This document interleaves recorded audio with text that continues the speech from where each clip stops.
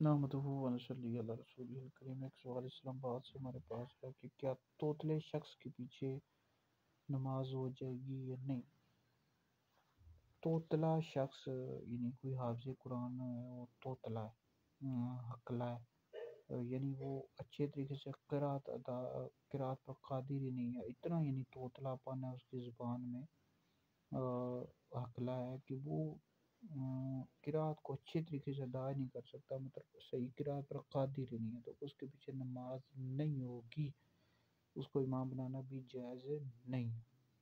اب اس کے لیے حکم یہی ہے کہ پھر وہ کسی امام کے پیچھے، جو توتلا ہے وہ امام کے پیچھے نماز پڑھا کرے اور اپنی قرات کوشش کرتا رہے، تو کوشش کر رہا ہے تو اس کی اپنی نماز ہو جائے گی، مطلب سنتیں نوافل، اور اگر کوشش بھی نہیں کرتا تو پھر اس کی اپنی نماز بھی نہیں ہوگی۔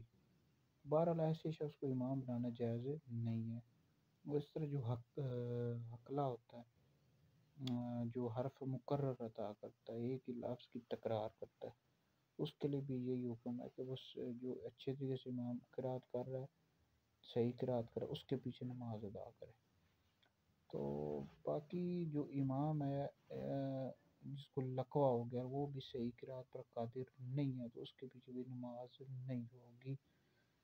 تو بہرحال جو توتلا ہے اور صحیح قرات پر قادر نہیں ہے، تو ایسے امام کے پیچھے نماز درست نہیں ہے۔